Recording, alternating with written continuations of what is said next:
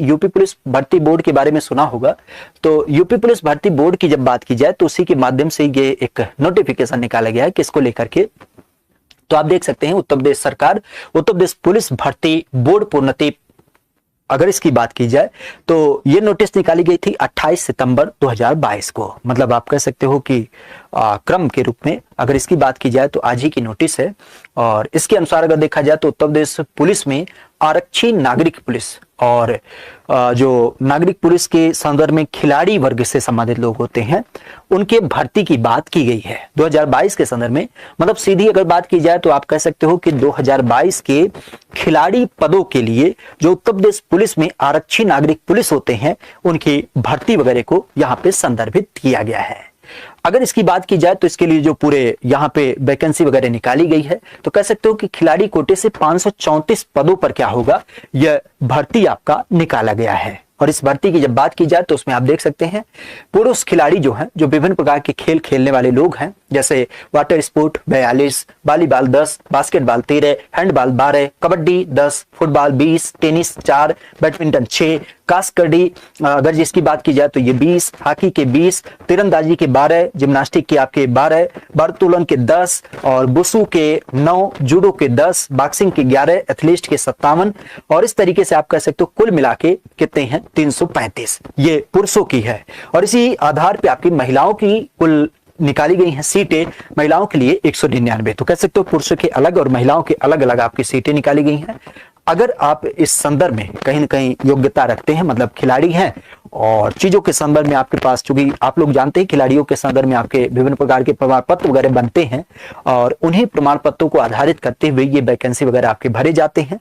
तो अगर आप इससे संबंधित कहीं ना कहीं योग्यता रखते हैं तो ये फॉर्म विशेष ध्यान रखिएगा। इसका आवेदन चालू हो गया है 1/10/2022 से और इसकी अंतिम तिथि है 31/10/2022। आवेदन शुल्क जमा होगा वही 31 तारीख तक।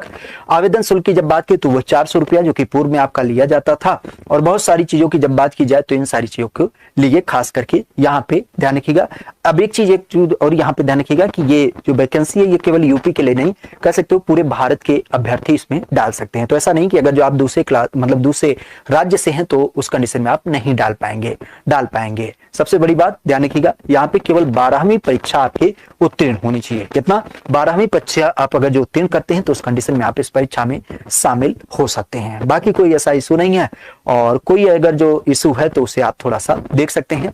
कौन कौन से खिलाड़ी इसमें भाग लेंगे तो सीधी सी बात है खिलाड़ी के संदर्भ में जिनके पास ये कंडीशन होगी। कौन कौन से, जैसे नेशनल खेल में उन्होंने पार्टिसिपेट किया, नेशनल चैंपियनशिप जो कि जूनियर सीनियर का होता है उसमें अगर जो देखे हैं, federation cup national junior senior का जो होता है उसमें देखे हैं, अखिल भारतीय अंतरराज्यीय चैंपियन सीनियर की देखी हैं, या अखिल भारतीय अंतर विद्यालय टूर्नामेंट को देखा है, या विश्व स्कूल खेल अंडर 19 जो होता है, राष्ट्रीय विद्यालय खेल जो अंडर 19 होता है, या अखिल भारतीय पुलिस खेल प्रतियोगिता। मतलब इस तरीके से खेल के संबंध में कोई भी अगर जो इन्होंने योग्यता रखी है तो वह अप्लाई कर सकते हैं। एज कितनी होगी तो ध्यान रखिएगा 18 से लेकर के 22, ये काफी महत्वपूर्ण बात होती है एज को लेकर के। तो 18 से लेकर के 22 वर्ष के एज के जो आयु के कह सकते हो खिलाड़ी होंगे वह इसमें पार्टिसिपेट कर सकते हैं।